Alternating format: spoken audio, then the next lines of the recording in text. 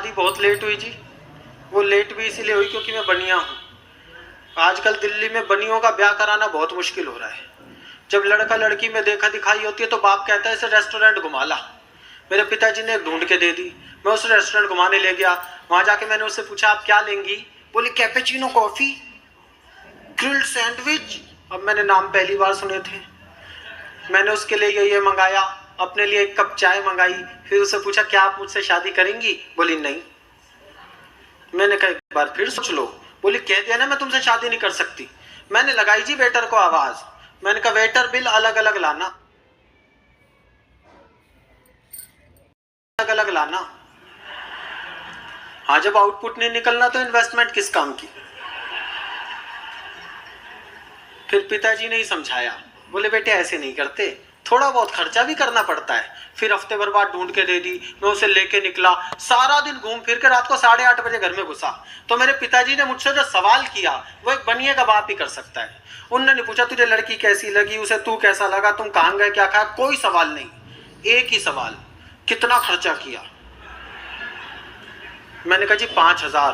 बोले 5,000? मैंने कहा उसके पर्स में इतने ही थे।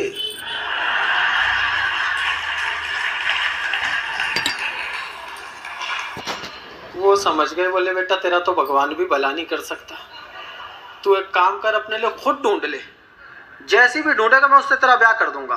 तो मैंने विष्णु जी से पूछा, मैंने कहा भाई साहब कैसे ढूंढी जाती है? बोले कुछ नहीं चिराग, ये मोहब्बत के आदमी है, मोहब्बत की तरीके से बताया। बोले जिस भी कन्या को देख कर लगे कि इसके साथ जीवन यापन किया जा सकता है तुरंत उसकी प्रशंसा प्रारंभ कर दो, लेकिन प्रशंसा की सीमा रखना।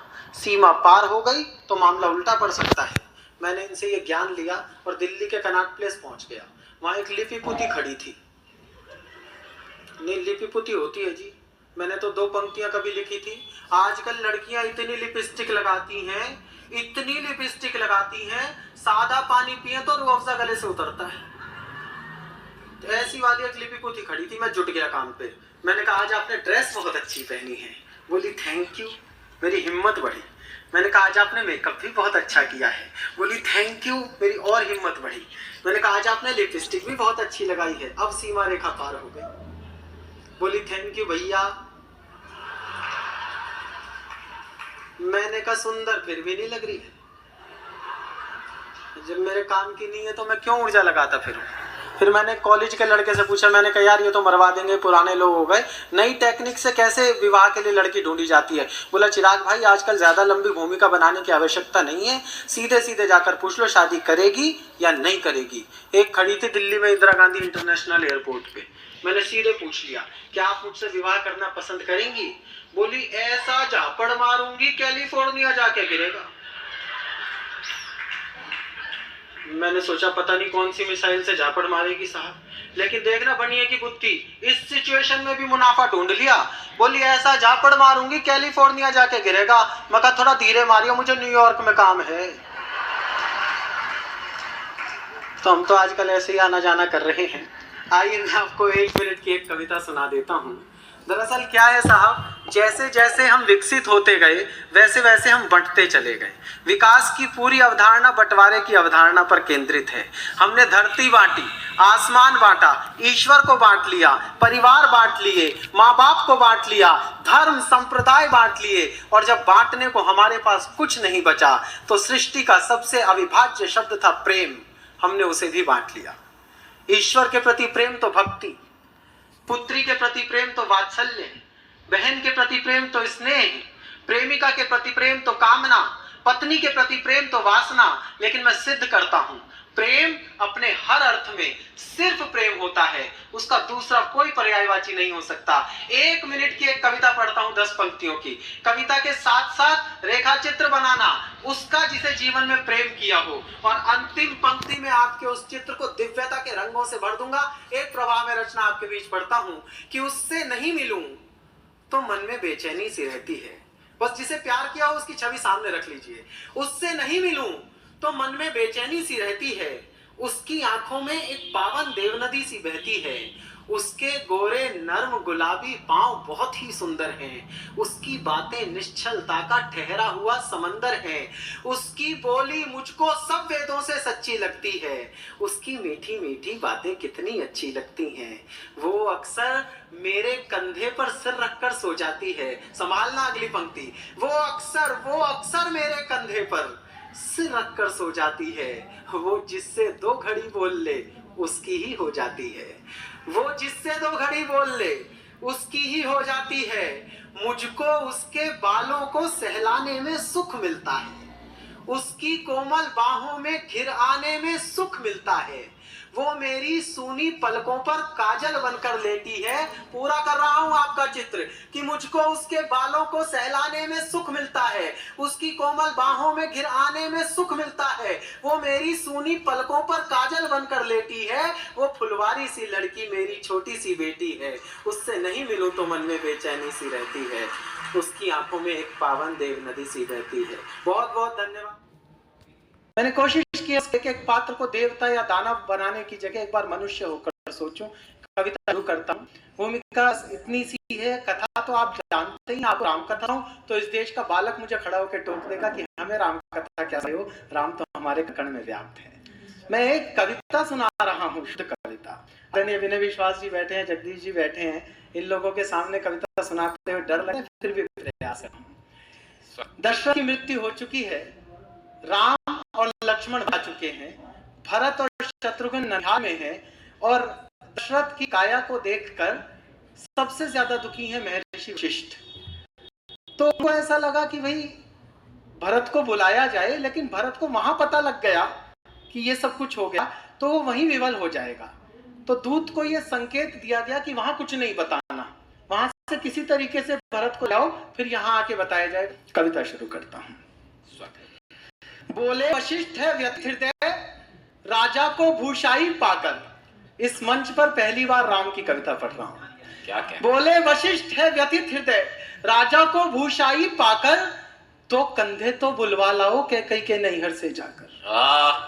दो कंधे तो बुलवा लाओ कैकई के नैहर से जाकर।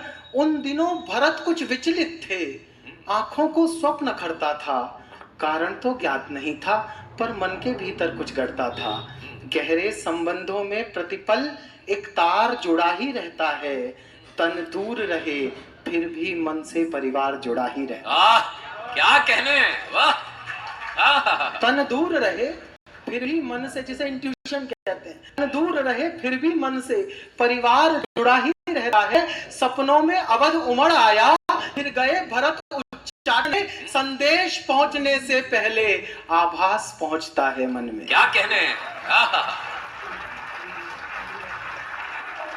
अंतस में संशय का तांडव तेहरी पर दूत अयोध्या का। दृश्य देखिएगा। अंतस में संशय का तांडव तेहरी पर दूत अयोध्या का। सूखे पत्ते सा कांप गया वह भावुक पूत अयोध्या का। अनुकिया कैकई सुत ने संयोग नहीं यह साधारण। पहले तो पूछा कुशल क्षेम फिर पूछा आने का कारण। ये दूत कर्म था कठिन बहुत, ये दूत कर्म था कठिन बहुत। भीतर का शोक छिपाना था, मातम को मंगल कहना था, स्वामी को झूठ बताना।